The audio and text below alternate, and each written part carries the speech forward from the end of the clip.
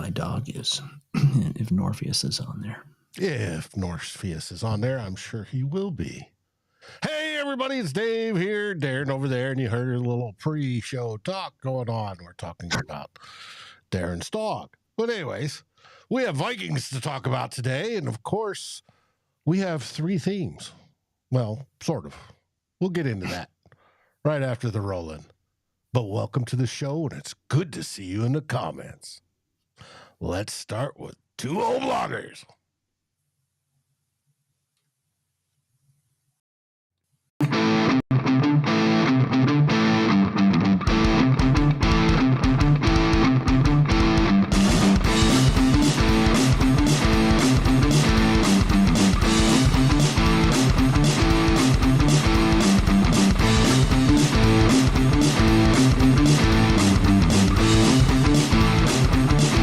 Vikings First and SKOL presents This Week in Vikings Land with Darren and Dave, your two old bloggers. Hey, everybody. Welcome to the show. Good to see you here. I want to say, everybody, hello, Dalton, the wonderful, beautiful Miss Mary, Harmsy, Jonathan, Drewster, Anthony. You're all welcome to the show. And today, partnered with me in the center position is Darren Campbell, one of the two old bloggers. We've been doing this for over 2 decades apiece, talking publicly about your Minnesota Vikings and all the pain it's put us through. And today's going to be no different, but we'll find out. But first, Darren, how are things up in the Arctic Circle? Not bad day. We got a shit ton of snow last night, so spent the morning shoveling. And happy to do it. No. It's good exercise or nice heart attack conditions. Yeah. I know when I lived in New England as a teenager and we shoveled all the time, there you'd always get on the news. Mr. Johnson died of a heart attack today trying to remove 2 feet of snow that fell last night. And he got his whole driveway done until the plow plowed it in. Anyways, it turns out to be that way. And yeah, the Atlantic coast snow is that wet, heavy crap. Mm-hmm. Not the fluffy stuff you get in other places. Right. No, and that's the way it was. Hey, you and I want to talk about how the season ended. And we were talking about how we could possibly restructure the show to get it a little bit different, to make it a little bit more fresh, I think is the way you wanted to phrase it. And that's a good thing. So we've worked on a few things. We're going to debut one of them today as part of theme 2, only it's longer today. It won't be as long in the near future. So, but there's a few things we're going to reveal today. You're going to see one of them in theme 2, and I'm going to leave that as a surprise. We're going to be airing some new segments, and hopefully these segments are relatively short but entertaining and get you through bang, bang, bang, bang, bang, as we add a little bit more, have a little bit more fun, hopefully. And if you have any ideas, let us know in the chats what you'd like to see. But it's time to get it started. And as you can see, the title of the show is Vikings in the NFL's coaching carousel. And we'll get into that here in a bit and talk about all that's happened and how it influences our team, the Minnesota Vikings. So on to theme 1.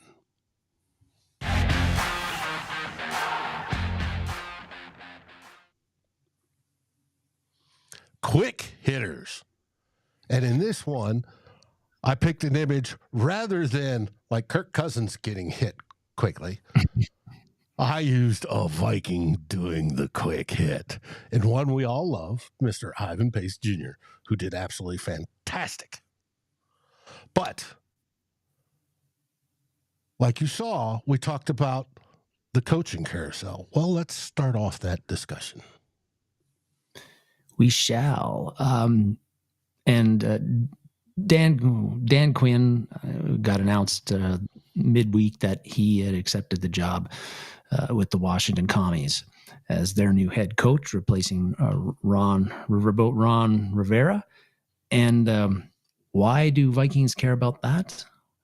Well, because that Quinn getting that job, that filled up the last head coaching vacancy in the NFL, which guaranteed, although it was pretty much seemed a sure thing anyway, but guaranteed that Brian Flores will return to the Vikings next year as our defensive coordinator, which I consider to be great news. And I think, Dave, you're also in agreement with that. And he just, in 1 year, just really almost night and day, great improvement compared to what Ed Donatel was able to do in 2022 with the Vikings defense, and even what Mike Zimmer did in 2021 and 2020 with the Vikings defenses, which weren't very good either. You looked at it last year, under Flores, 13th in points against in the NFL. In 2022 with Donatel, they were 28th in the league. DVOA, the old Football Outsiders metric, that's now fantasy, whatever they call it, their metric, they were 11th in defensive DVOA this year, and whereas they were 26th last year. Very good against the run this year too. I think they were 8th in the league as far as rushing yardage gave up, eighth least that they gave up. Passing was not so good, but it wasn't completely horrendous. But overall, Brian Flores did a very good job in his first season as defensive coordinator. Pretty much, I think, exceeded expectations in a lot of ways. And yes, the defense did not play well the last 3 games. But overall, you'd have to be pretty happy with what Flores did. And again, him coming back to me is great. Great for the Vikings. It brings them continuity, Dave. So they got the same defensive coordinator for the second year in a row. Brian Flores is going to be able to tweak the things that the Vikings did with, what they did with their system last year. And also it'll be up to him to work on the weaknesses that we saw, especially towards the end of the year. And I think that Flores is the guy to attack those and solve those. Also, I think that it's also very important that it's going to be the Vikings now will have the same defensive coordinator for 2 years, and they are going to learn more about the type of players that Brian Flores wants that fit into his system, and they can use that to attack players both in the draft and in free agency and find the personnel that fits what Brian Flores wants to do. That's also a very good thing, as opposed to a new defensive coordinator this year, maybe bringing in some different things, and maybe the personnel we have right now doesn't fit with what that defensive coordinator wants to do. And so you have to kind of start the whole thing all over again, which I don't think would be a good thing. So all positives for the Vikings, I think. And also, I think also a little bit surprising is that, as far as I know, Dave, he didn't get any head coaching interviews for the head coaching vacancies that were out there. I don't know whether he turned them all down because he seemed to be pretty happy in Minnesota last year. But it seems either way, if that wasn't the case, and I think that probably wasn't the case, really, it looks like he's been what we call blackballed by the NFL owners because of his discrimination lawsuit. And they're fine with hiring him as an assistant on a team, a defensive coordinator, an assistant in some other aspect on their coaching staff. But the owners are sticking to their guns, and they are not hiring him as the head coach, as the CEO of their football team. They're making it personal. And I don't understand that at all. And I think that's going to come back to bite them legally at some point in time, because there seems to be a collusion going on here against Brian Flores. But the NFL's owners and the NFL's other teams' loss is the Minnesota Vikings' gain in this case. It is. And with this being a gain for us, there's also one that we don't talk about often. This moves him into his second year as our defensive coordinator, which means if following this next season, the 2024 season, if he goes off and gets hired as a head coach somewhere, we get 2 additional third-round draft picks for him. So That we is have the very benefit nice. of having him. And if we eventually do lose him, we get the extra draft picks. So it didn't qualify after 1 year. It does after 2. And that's a great bit of information to know, because I didn't realize that myself. And any extra draft picks the Vikings can get at this point, David, is with the state of the roster, I think is a very, very, very good thing. Those draft picks wouldn't be till 2025, but he'd have to go to someplace else. But he now falls into that qualification that if he does go someplace else, we get 2 extra draft picks, which is a good thing. It is. Now, if he goes someplace else, it probably means because we had a kick-ass defense, which is also a good thing. Mm-hmm. Yep. And that's where we want that's where we want this defense to go. And that's where we're hoping Flores takes them in 2024. A step up again from what he was able to do in 2023, which was overall pretty darn good. Mm-hmm. And we covered in there Mike Zimmer. You talked about Mike Zimmer's defense. News came out today. He is officially interviewing for the Dallas Cowboys defensive coordinator job. Which I heard he was interested in it. Mm-hmm. Now, speaking of other coaches that may affect, when I was talking, when we recorded the NFC North show, I figured Keenan McCardell was out of the woods of us losing him.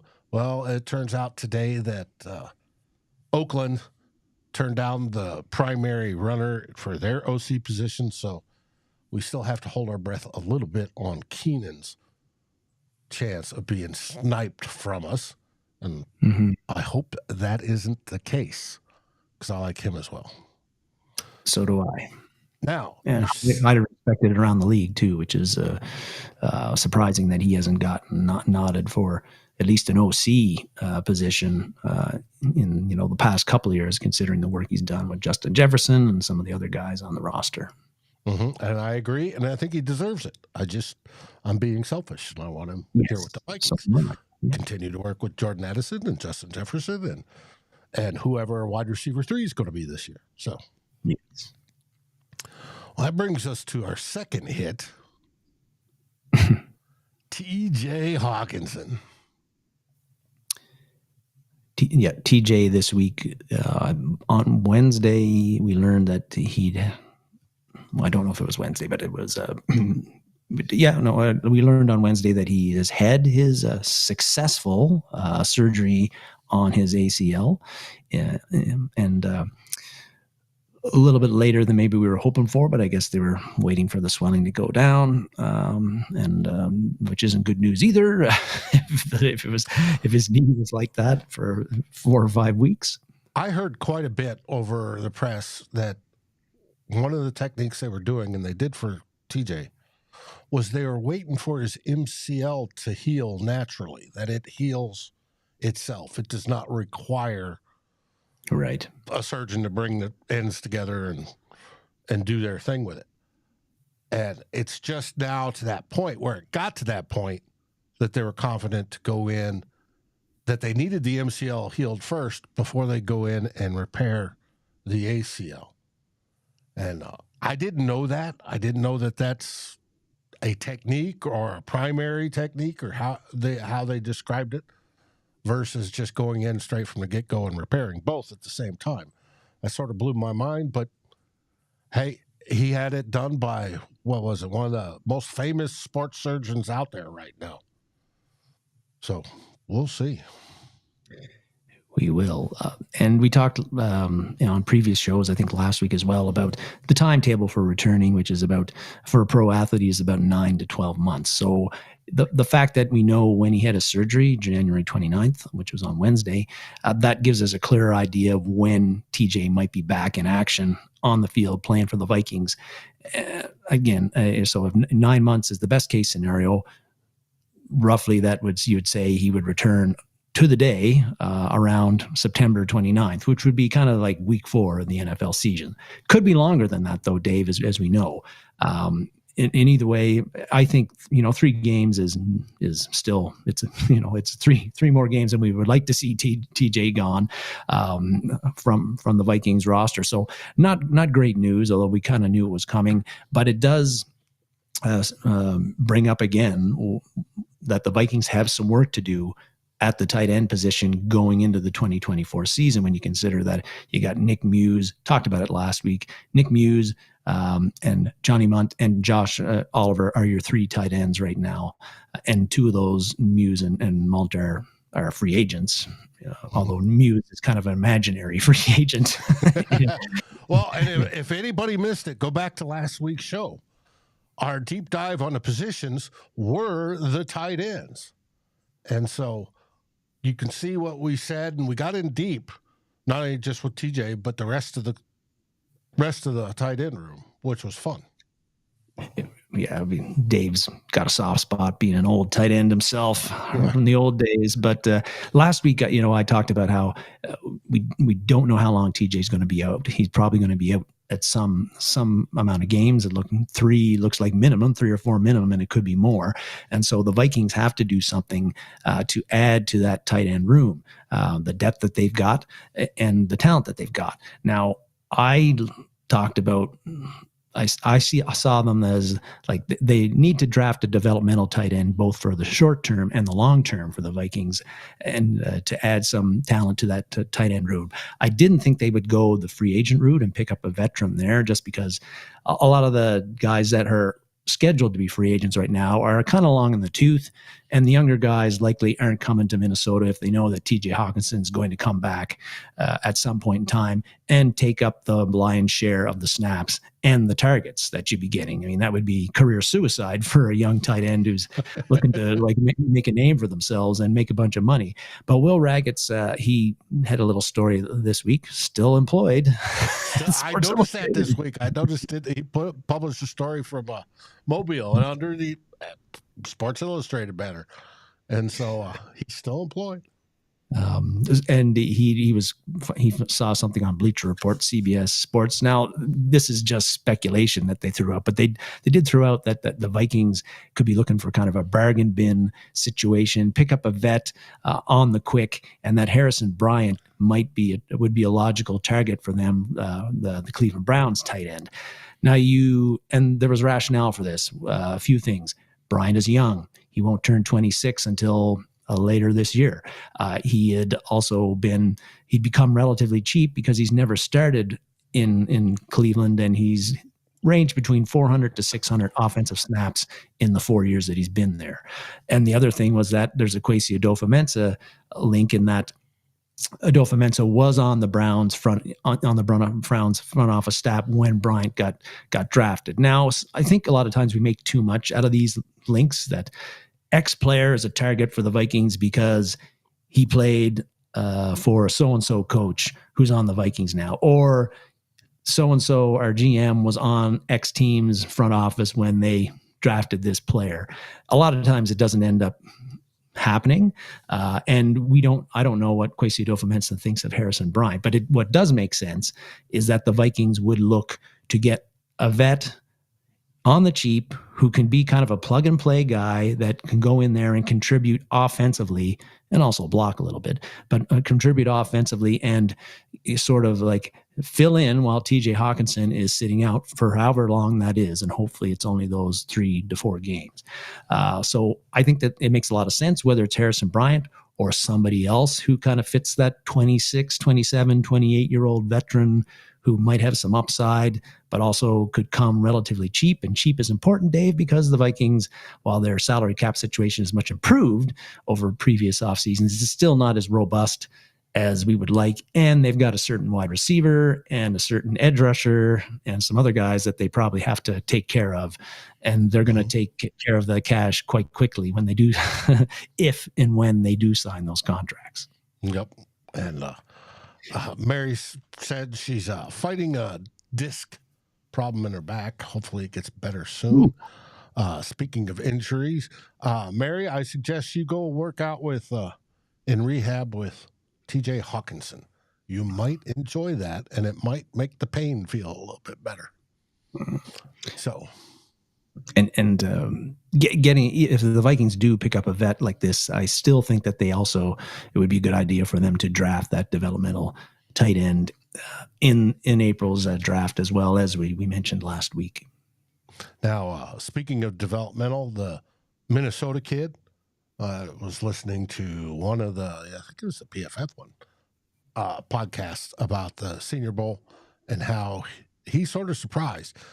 He moves slowly. He's a big man, sort of lurch type deal, but he could catch the football. And he was turning heads and did better than I think people had anticipated. And then when they said, well, how big is he? And he's like, what, 6'7"? He's huge. 70. Yeah. And so that would be an interesting pick. And of course, he's one of us from Minnesota. And hey, Kyle Rudolph wasn't super fast either, but pretty effective. Mm-hmm. Oh, yeah. Hey, just be the big mattress that any quarterback can love, because you're guaranteed to catch the ball. Yep. Nick Muse Nick Muse isn't that big. No, by all means, not that big. All right, now on to theme 2.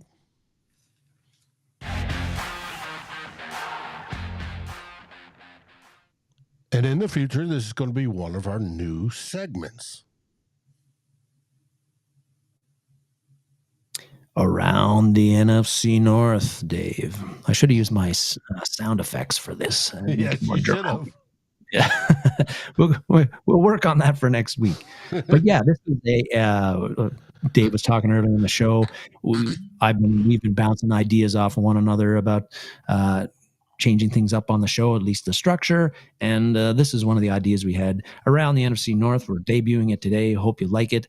And it's going to look at least things interesting developments that to me anyway, that I've noticed from the Vikings divisional rivals in the past week. We won't do it every week. It'll come and go, but at least be once a month type of segment, and going to look at those moves and really take a Viking perspective on it and why it matters to the Vikings and Viking fans.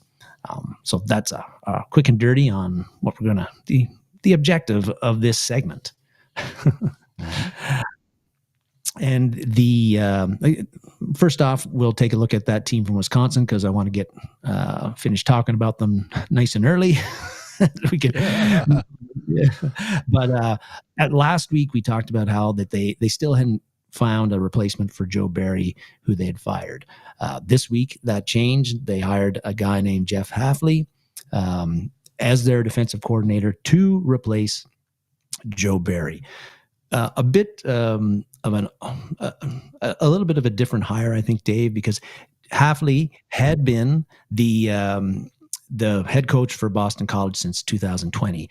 At least I find it's rare that you see, and Boston College is in Alabama or Georgia at this point, but I find it rare when you see a head coach at a Division I school, and a legit Division I school, leave that job and go and take probably a pay cut to be a defensive assistant or a coordinator at the NFL level. But that is what there was a reason behind it.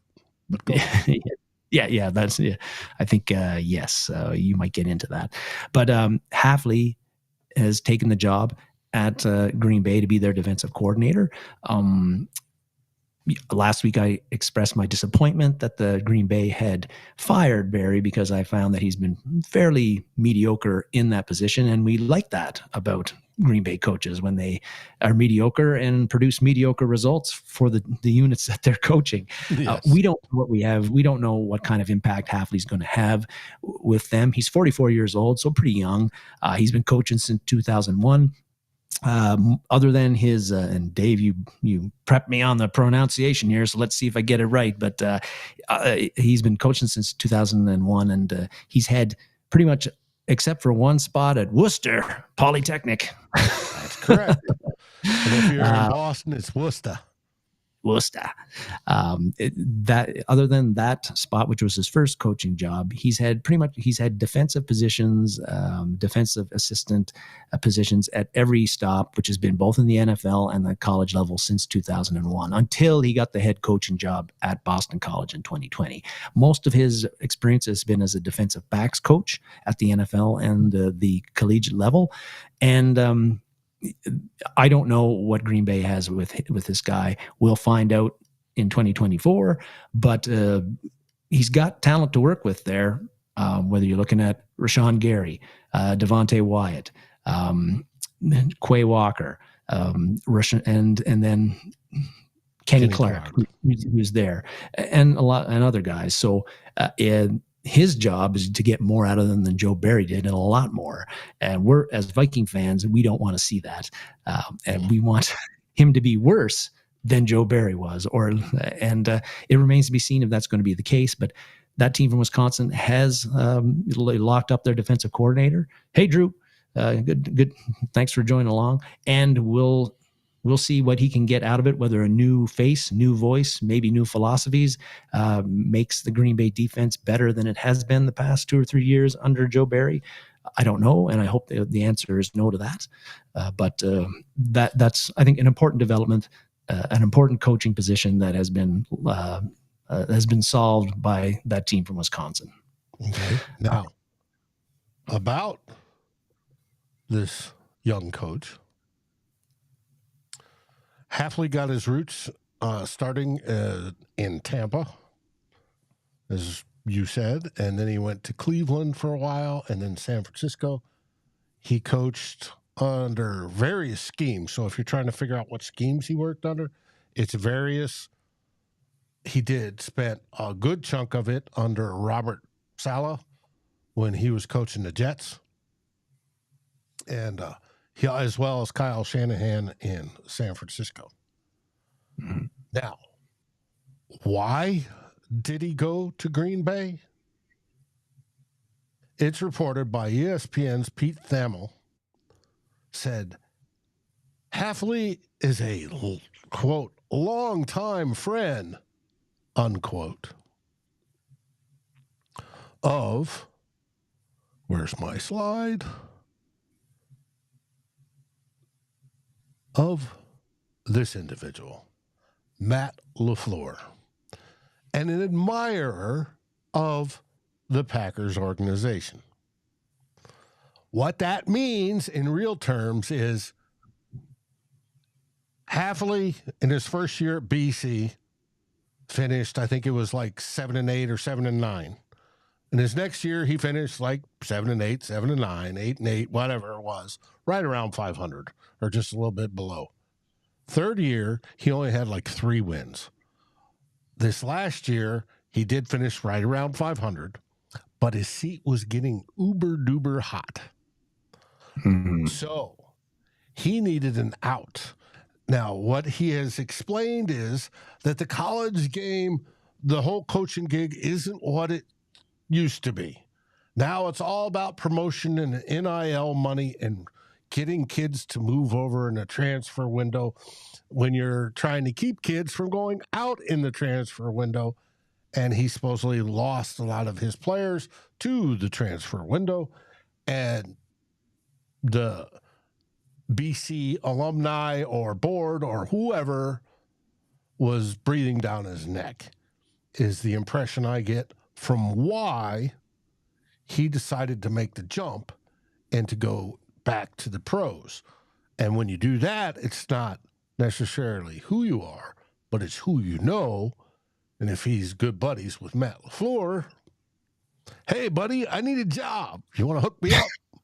And I think that's how they got Hafley to be their new job. But that's me just putting pieces together from what I've read, what I've heard, et cetera, et cetera. Now, sounds like the old Denny Green, Richard Solomon connection from very much so. Very, very much so. Good analogy. But that's what we're getting now. Like you, I hope he fails miserably. But we'll find out. It's gonna be new. You know, So it is what it is. But that is Jeff Hafley and who he is, the new defensive coordinator within the division.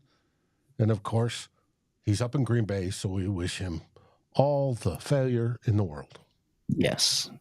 I mean, as much failure as he can handle. Which we're going to stick it just with that team from Wisconsin just for a bit more around the NFC North, because Brian Gutekunst mentioned this week that he's exploring pretty seriously signing Jordan Love to an extension with the Packers. That is noteworthy because in his midseason presser, Gutekunst did not commit to Jordan Love as the future guy. And at that point, Love was struggling. The Packers were 2-6 or whatever they were. And things weren't looking that good for Love or the Packers at that point. Now it sounds like he is all in on Jordan Love, and we can see why, because over the last 8 games that the Packers played, which got them into the playoffs and vaulted them over the Vikings, he threw 18 touchdowns, only 1 interception. They went 6-2 in those 8 games, and so now he's the greatest thing since sliced bread. Gutekunst is ready to commit to him, and that worries me a bit because I think Gutekunst, as much as I hate to admit it, is very good at his job. Well, I do hope that he makes him the highest paid quarterback in the league by far, and that the whole cap situation screws them over. Yes, if it does go that route. And I saw a figure out there that if Love signs the extension, he might get $35 million per year, which would seem to be pretty low. For on the quarterback, low on the quarterback, especially one as young as him and as good as he looked the last little while. But anyway, it'd be a real kick in the nuts for Vikings fans if you got, again, Green Bay gets their franchise quarterback again. So interesting development that that again. Green Bay, their GM seems to be pretty sold now on Jordan Love and seems pretty confident that he is the guy to lead them into the future for the next 15 years or so, just like Aaron Rodgers did before him and Brett Favre did before him. We do not want to see another Brett Favre or Aaron Rodgers in Green Bay. So stay tuned on that one. The story is definitely not written on Jordan Love yet on how great he's going to be or how bad he's going to be. He had a great streak. A lot of it was against teams that weren't that good, though. That's the other thing to keep in mind. And he did lose to San Francisco once again. But it's the history of that team. They have a problem with San Francisco. So that brings us to the next segment of the NFC North. We're switching teams. Yes, and going we are. To the Bears. The Bears. More coordinator news, Dave. This is the theme this week. Also learned that the Bears have brought in Eric Washington as their defensive coordinator, who was the assistant head coach and defensive line coach with the Bills this year. Now, in this case, Washington's coming in, but Matt Eberflus is still going to be calling the defense. So Washington, it's hard to say that this is going to be Washington's defense next year that we're going to look like. It's going to be kind of like when Zimmer had George Edwards as his defensive coordinator, that kind of situation. Or right now where Kevin O'Connell is calling the plays, but Wes Phillips is the offensive coordinator. So we'll see what kind of impact Washington will have on this. But with the Bills last year, we know how their defense performed. They were fourth best in points given up, and they generated 54 sacks, a lot of them coming from the defensive line. They had some injuries all over the defense, still got 54 sacks, which was the 4th most in the NFL. So seems like Washington was part of a pretty high performing Buffalo Bills defense that suffered a lot of injuries this year to key guys. And just looking back, I saw this tweet from somebody else who tracked how Washington's defensive lines had performed since 2010 and found that his defensive lines had been in the top 10 in sacks in the NFL 7 times since 2010, which is pretty good. The Bears only had 30 sacks last year, which was the second least in the NFL. So Washington, if he can add some pass rushing juice to the Bears defense, which was already really, really good stopping the run, already has like a young, very good looking secondary. I'm a bit worried about the Bears defense and the impact that Washington could have on them upping their game a bit. And I think their defense also is already, pretty solid. And if it gets really good, again, we play them twice a year. That's not news to anybody. We don't want to be facing. I think this defense, we'll see if Washington can make this defense improve it, which will make it tougher for the Vikings to move the ball on the Bears when they play them both at Soldier Field and in Minnesota. But again, Eberflus is calling the plays. Drew says he sucks. Fair enough. Hey, but they win a lot of games that end of the season. They did. And the defense was a big reason why. So if Washington can get that unit playing even better than it did at the tail end of last year, they will be a problem for offenses in the NFL and in the NFC North. Mm-hmm. Drew says, Chicago's got 2 first-round draft picks. We know they're going to screw it up. Well, they've got the first pick and the number 9th pick, if I remember correctly. And with the first pick, they very well may take Caleb Williams. And, of course, Caleb Williams came out this week and says he does not want to be selected by Chicago. Caleb Williams sends up red flags for me. He's a brilliantly talented quarterback coming out of USC, but there are a couple of red flags. If they take him, like most Chicago quarterbacks, they'll probably ruin him, and that's good for Minnesota. So we love dysfunction in Chicago, but I'm afraid that he may be good enough to overcome that, and that's what we do not want. Heck, Justin Fields was playing it rather well in the second half of this season. So who knows? And what they do with their second pick, I think they're getting wide receiver on that second one there, Drew. And as you know, wide receiver class is pretty good this year.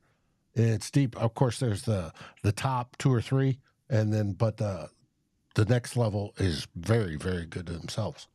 But we'll find out. Odunze from Washington looked pretty good on the Bears, I'm sure. I don't think Harrison gets to them at 9, but certainly Odunze could be there. Yes, and that's what happens when you stink for a while and you trade away, a lot. You get shot good players. Mm-hmm. And supposedly it was reported, where did I hear this? Sorry, I don't remember the reference, that 5 teams have called USC to do background checks on Caleb Williams that are interested into trading up into the number 1 slot. Now, I think we discussed it last week. That came out, who was it? One of our guys said it was going to be 3 firsts and 3 seconds, something like that, most likely. I wouldn't know, Drew. I've never had the opportunity with Lindsay, but I hope you're right from her reputation. Jaden Daniels, Jordan, is your number 1 quarterback. I would love to see that as well. Now on to the Detroit Lions. Again, coordinators, theme of this this segment this week. And we also learned this week, much to my disgust, that Ben Johnson is returning as the Lions offensive coordinator. It looked like he was going to Washington. He pulled out of that and decided he's going to go back to Detroit for a 3rd year as the offensive coordinator, which sucks for the Vikings, sucks for Vikings fans, because I think we know how Detroit's offense has functioned under him the past 2 years. They've been top 5 in points scored both in 2022 and 2023. And this past season, they were 3rd in passing yardage, along with that, and 5th in rushing. So a very balanced, dangerous offense that he's developed. And yeah, you can say that he's got pretty good, awesome talent to work with. Amon-Ra St. Brown. You got Sam Laporta, Jamar Gibbs. The Jared Goff, who's functioned very well in that system, and the best offensive line in the NFL, in my opinion. But I still think that Johnson, even with that talent, David Montgomery, you got up there, another guy who's a hell of a football player. I think that, even though he's got lots of talent, yes, there's no doubt about that. I think he does a lot with that talent. I think he's a very good play caller, creative plays, comes up with ways to exploit mismatches that on the defense, and has good pace. Really surprises you when you think they're going to pass, he runs. When you think they're going to run, he passes. He keeps defenses off balance, and so I wanted him out of the NFC North, gone, done away with, and that is not happening again, which I think is not very good. And the other thing is that that what I was really looking forward to if he was gone is that I find often that when you get a real good coordinator, and this makes sense, and they leave that team, and and whether it's offense or defense, and that defense has been kick-ass for the time where that coordinator's been there, or the offense has, there's a drop-off in performance the next year when the new guy comes back on. You saw that this year with the Philadelphia Eagles and their defense. Same players, but without Gannon there, and they bring in Sean Desai, who almost was the Vikings defensive coordinator, or at least was considered for it. Mm-hmm. They went from what was it? I'm forgetting, but they were like the second or third in best in points, and points given up in the league. They gave up the second or third fewest points in the league in 2022. This year, they were 32nd, last in the NFL. I didn't even realize. I knew they were bad, especially towards the end of the season, but I didn't realize they fell off that badly. And so, hey, real good coordinators matter in this league. And when you lose one, it can really affect the unit that they were coaching. In this case, Detroit's got a real good one. They kept him for another year, and that is not good news for the Vikings and the rest of the NFC North. I don't care about the rest of the NFC North, but yeah, sure do care the Vikings, that they're going to have to face a Ben Johnson offense again. And that's going to be challenging for Brian Flores with a defense that he's still rebuilding, still molding, still working with, still trying to add talent to. And we need more talent. And we're going to need a lot. And we're going to need more talent to keep up with the Detroit offense led by Ben Johnson. Mm-hmm. And one of the reasons I heard Johnson didn't get the job, and it was quasi-confirmed by the Bleachers to Speakers podcast guys, is Ben Johnson was asking $15 million per year. Now, whether he was doing it as to, hey, I want to set this level and maybe I get $7 million, or if he was doing that to say, hey, you're either going to pay me Bill Belichick type money and then I'll go, but if you don't, I'm sort of taking myself out of the running so I can stay with Detroit and continue with Dan Campbell and try to make the Detroit Lions into Super Bowl competitors again next year. So We'll find out. But yes, Brian Flores is going to have his hands full when we play Detroit next year. Really, if you look at it objectively, it's really only injuries that are going to stop Detroit from being a top 5 offense, or maybe even the best offense in the league with Johnson as their offensive coordinator again, and with the guys that they got to work with. And we don't even know who they're going to pick in this draft. They've got a lot of picks again in the top 100, I think 4. So they got more bullets to shoot this year. Mm-hmm. Exactly. So we're going to find out. Well, that brings us to theme 3.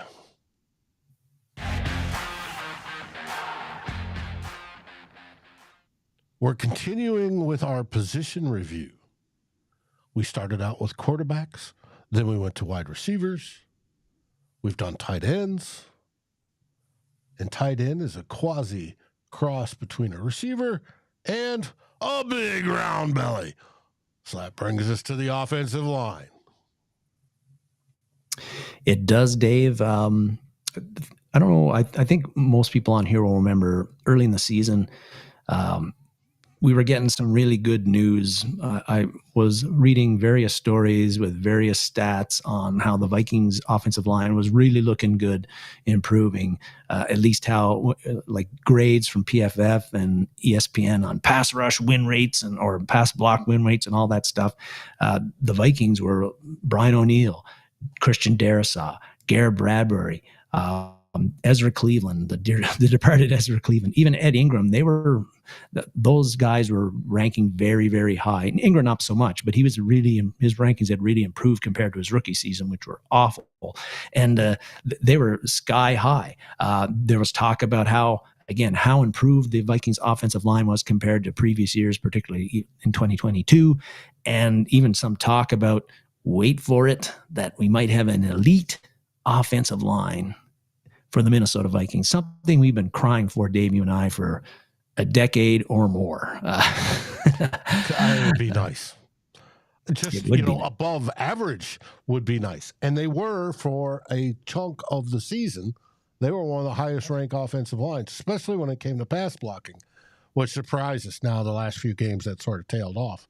But no, it was spread. I would love a beefy, dominating offensive line. But we're not quite there, I believe. No, especially and in the run game. No, and if despite this talk about how we improved, we finished 30th in rushing yardage. Okay, a lot of that had to do with the fact that we had Alexander Mattison as our starting running back for most of the year. I don't think there's any disputing that, but still, the offensive line didn't really help them very much a lot of times. Not a whole lot of holes to run through. Madison probably didn't see them properly, but they weren't really strong run blocking unit, I don't think, especially in the interior. And then pass blocking, well, the Vikings gave up 47 sacks this year, which was 10th most in the NFL. Not anywhere near what the New York Giants gave up. I did not realize this, Dave. They gave up 85 sacks last year. The New York Giants did 85. Whoa. That feels like a record. Wow. Yeah, I know. Yeah. So 47 seems pretty good when you look at that, but still it 10th worst. It's not great. So we do not have an elite unit if you're giving up that many sacks. Detroit gave up 30 this year, or 31. The Green Bay Packers gave up 30. So the offensive line has a way to go to get to be a strong, really good unit that we want it to be. How are they going to get there, and how might they address things this year coming up to do that? Well, the good news is that at the tackle position, you don't have to worry about it, I don't think. I did see a comment on here recently from somebody, I can't remember how they felt that Darrisaw was overrated. I don't know what games they're watching, but it's their opinion. I disagree. I think he's very good. But Darrisaw, PFF's got him ranked as last year's the 7th best tackle out of 84 tackles. Brian O'Neill was the 24th ranked tackle out of 84 tackles. Still very good. And those rankings for both of them were higher, as you mentioned, for much of the season. They both of them slumped the last 3 or 4 games, as did the whole team. But I think tackle wise, you don't have to worry about those guys. And please get Darrisaw signed to an extension as soon as is reasonably possible. You're right. And we found out at the end of the season, O'Neill was playing with a broken bone in his foot. Yeah. So 1, I love the toughness, but 2, give him the offseason to heal. And I think he rebounds to, the top right tackle in the league.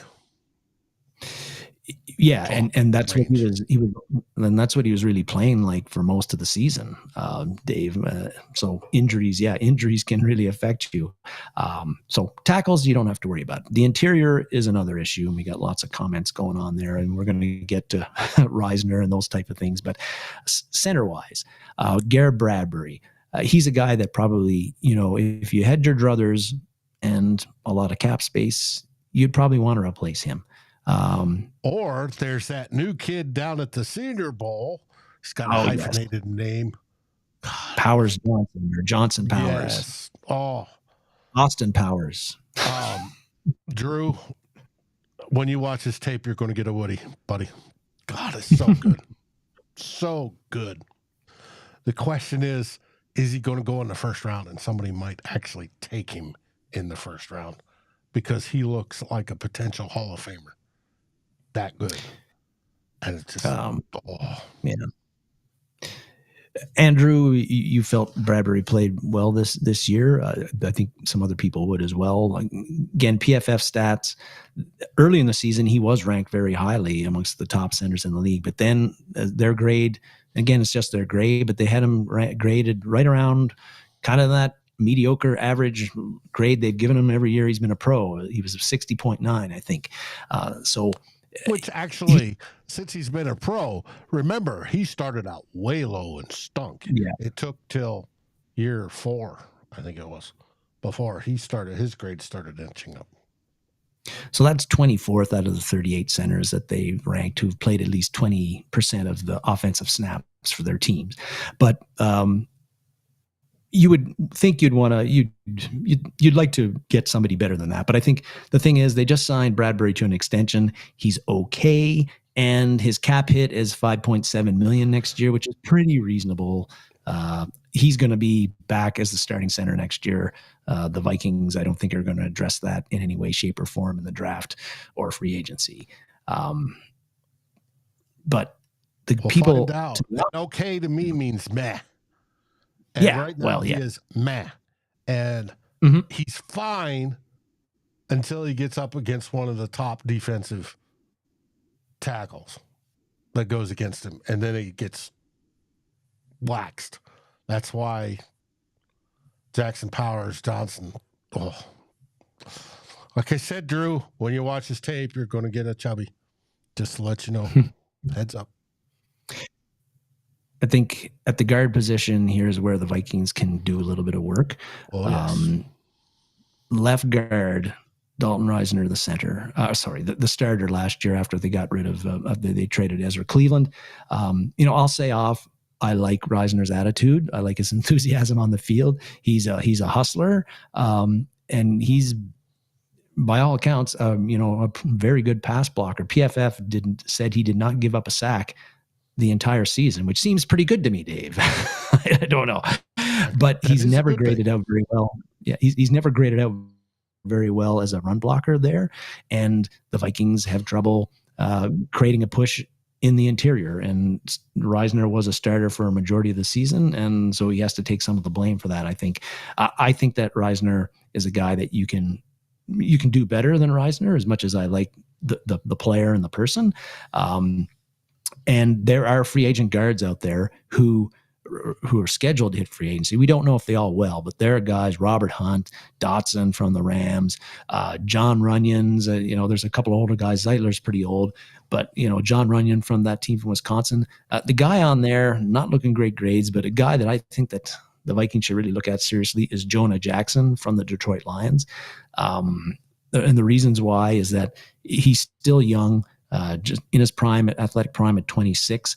I also like the fact that if you go after him hard and you sign him, you weaken a divisional rival in the team that won the NFC North this year in the Detroit Lions, and you weaken their strongest unit, which is the offensive line. Jackson has had a reputation as a pretty good pass blocker and a mauler as a run blocker. And I think this offensive line needs a mauling, physical, tough mentality. We're kind of I think soft on the offensive line in a lot of cases. Jonah Jackson, I think, would solve that. And he's not going to be the highest priced guy that you on the guard market. Dotson and Hunt probably will be the guys that wherever they sign, they're going to get the biggest dough. Jackson might be a guy who you can slide.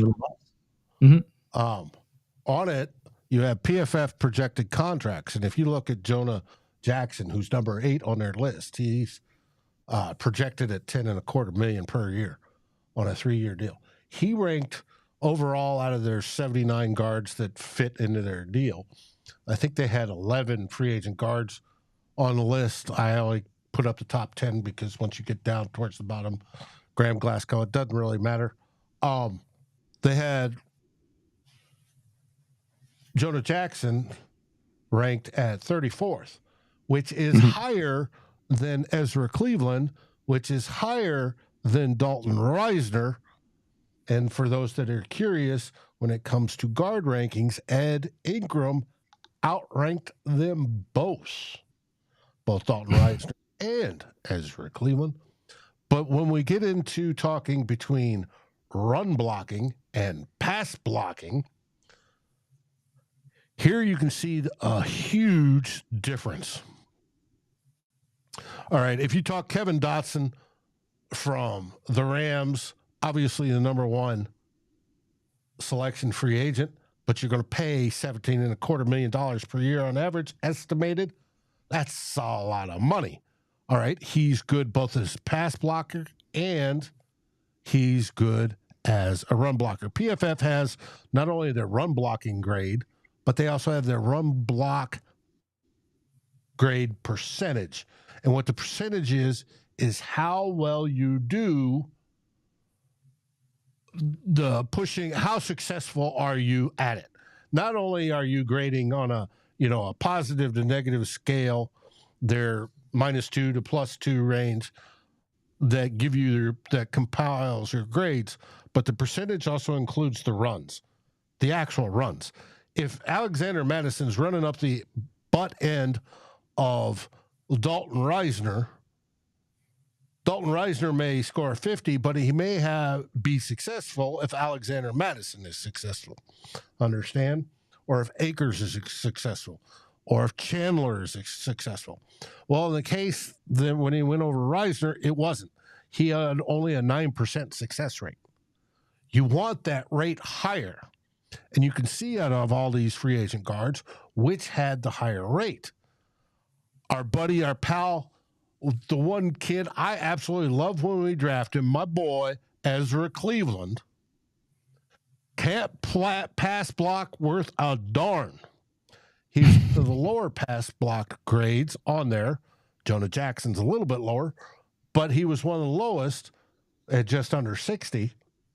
But you look at that run block grade percentage, he was a beast in the run game. Now, he was a beast, but his grade wasn't as high as Kevin Dotson, per se. Kevin Dotson graded well. Form, technique, beat his guy. But when it came to running backs running up behind him and getting yards, Ezra Cleveland rocked that group, is number one in that group. Now, it's interesting to see that there are players that are like that. They're either great run blockers and can't pass block, or they are poor pass or great pass blockers like Dalton Ryner, who does well at pass blocking, but absolutely stinks at run blocking, which sort of blows my mind because as an offensive lineman, you want to be able to be the aggressor, right? You want to take the advantage. Well, the only way you do that is through run blocking. You're the one going forward, or in some cases sideways, but you're the one initiating the hit, not the defender. Pass blocking is a defensive maneuver. And so it surprises me, especially with Reisner's attitude, that he sort of fails in that run blocking area. Yeah, you would think somebody who's that much of a hustler and seems to be pretty aggressive, that you'd think that would work in his favor in the run blocking, but it has not over his pro career. But yeah, like Jackson is a guy I like. Jonah Jackson is a mauler when it comes to run blocking. He's that I'm going to kill you type of guy. Yes. Drew's not liking the Ohio State linkage there with Jonah Jackson, in which case, one thing I would have also thrown John Runyon into this mix as well as a guy. He graded out really well this year. The Green Bay offensive line really stepped up its play as the season went on and was a really strong unit. But I didn't think that they would really be looking to let him go. But I've been reading things that with their cap situation, guys that they have to extend, and they've got a guy that they think can be the successor to Runyon, that they might let Runyon walk, in which case again, he might be a guy that Vikings can target because they know him well. They've been seeing him 2 times a year for the past 3-4 years. So don't forget about him either on the left guard. But I think the Vikings need to do something different at left guard and in free agency, not go to the draft. And I think they got too many needs on the defensive side of the ball to go guard early anyway. Right guard, what do you do about that? Ed Ingram. We know that he improved last year. I think eye test grades that seemed to be clear to me anyway, that he was a better player, not nearly as brutal as he was as a rookie. Maybe that's not saying much, but there was progress shown there. And right, and we saw progress over his rookie season. He got better as the season went, and this year we see continued progress, which is what you want. What you want. And Dave, you talk all the time about how these days it takes offensive linemen coming out of college 3 years to really hit their stride. So next year could be the year where Ed Ingram, I think he's improved. Other people have said it in the comments. He's improved. He could be, I think, he could be a solid guard, NFL guard, which there's nothing wrong with that. Or maybe he won't.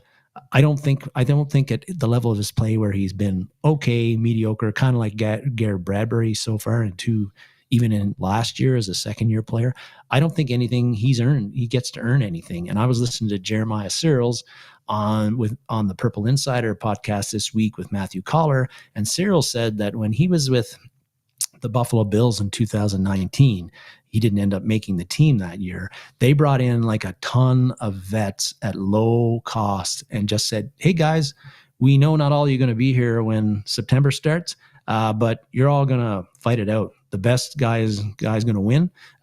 Duke it out, guys. Show us what you got. And he thought that the Vikings should do the same thing at the right guard position. And I think that's not a bad option because, again, the Vikings don't have a ton of cap space. They got better than they have been. But I think if they could bring in some vets, I think keep Blake Brandel. He's been like a decent backup. Give him a shot. Chris Reed, maybe or maybe not. Look at some other vets on that who can play guard, tackle, have position versatility along your line. Bring them in on a 1 year, 1 point whatever million deal. 2 or 3 of those guys. Nothing guaranteed. And have them compete with Ed Ingram. And if Ed Ingram is the guy who emerges as the obvious guy, okay, you got your guy. But if he doesn't, then you use Blake Brandel or somebody else who's outperformed him. Don't guarantee him anything. And even if you are like a hair or two or a smidgen better with that guy than with Ed Ingram, you've still improved your offensive line at one position. And that is important. So I think that's a good route for the Vikings to go. It's not going to cost them very much. It's not going to, you can't throw money at everything. Swing guys at depth. We went through it this year when there was injuries, both to the tackles and the guards, right? You had to bring somebody in, and you have to have that guy ready to go. That's right. And again, like the guys that they have right now have been reserves, but were reserve offensive linemen this year. Akeem Adeniji, Chris Reed, Ali Udo, who got hurt early, others that I'm not mentioning. Bring them back or not bring them back. In most cases, I'd prefer not to bring them back. One reserve I would like to bring back is this guy you've got pictured, David Quisenberry. I think he did a pretty solid job when pressed in to replace Brian O'Neill a few times this year.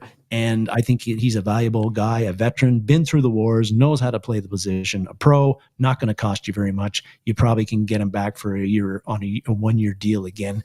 And he provides you great depth as a swing tackle. He's one of the reserves. I'd say definitely re-sign that guy.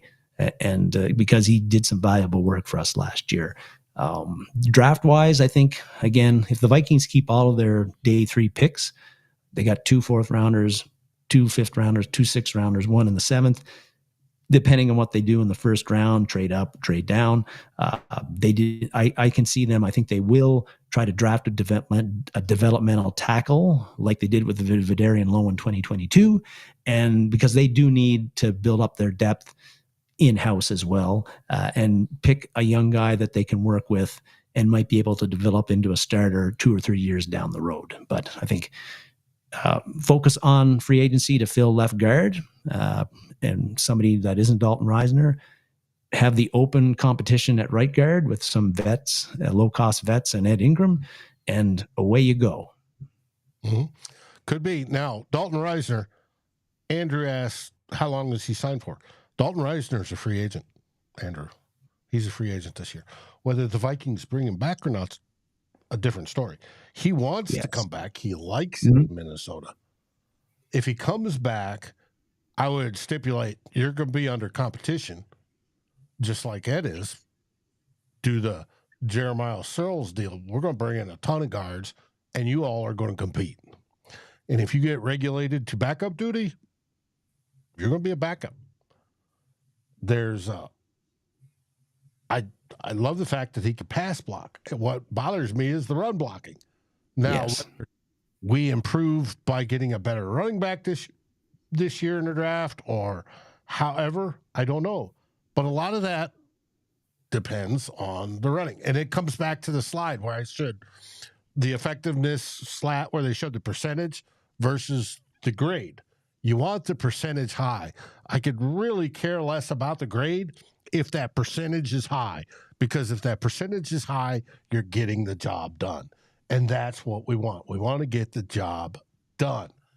And you need aggression to do this. Somebody had said they would like to recreate I think as Mark said, need to recreate the 98 O-line. Mark, I'm all with you. If we could snap our fingers and do it, I would do it in a heartbeat. You need something like that. Yes. So it is what it is.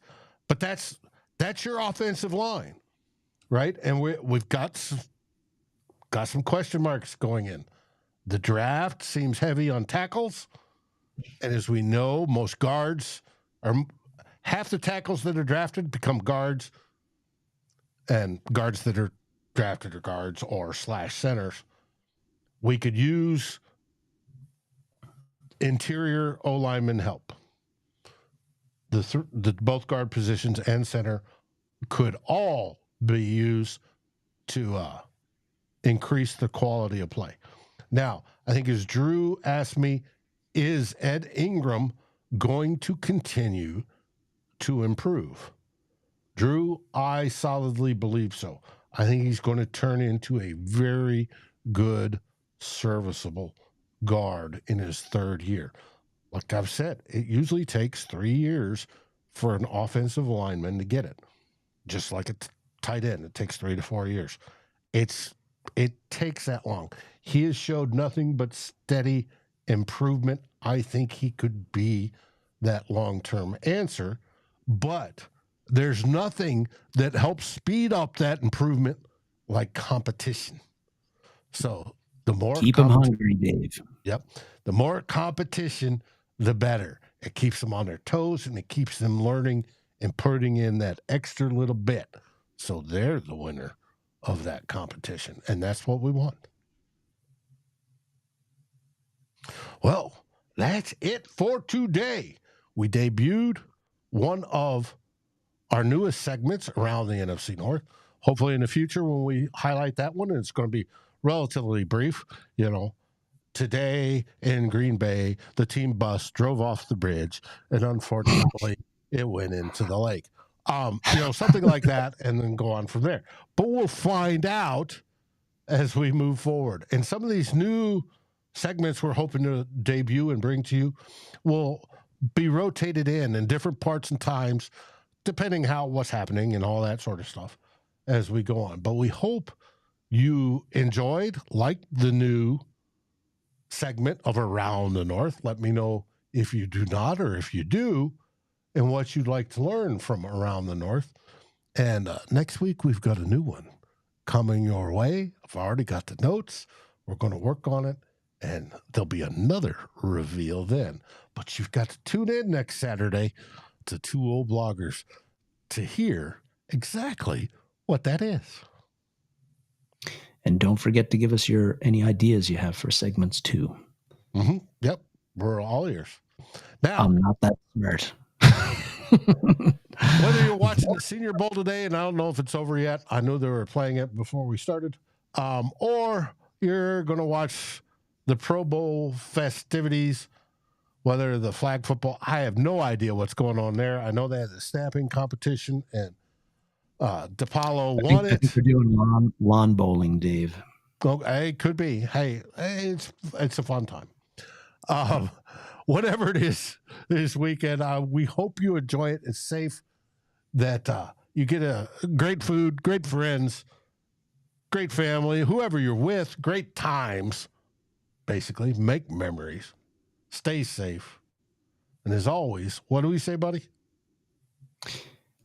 We say, SKOL Vikings. Norpheus, my dog is a Catahoula. Asking what the breed was last week, and I didn't answer him because my mic came shut off.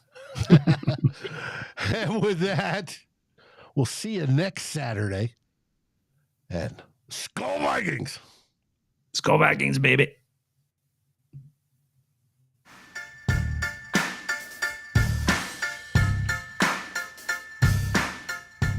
Like, subscribe, and ring the bell, and rate us on your favorite podcast aggregator. Darren and Dave, thank you for watching this episode of Two Old Bloggers. We look forward to seeing you on every show on the new Vikings First and SKOL. You can find our podcast as part of the Fans First Sports Network. Sports takes for the fan, from the fan. SKOL, everybody!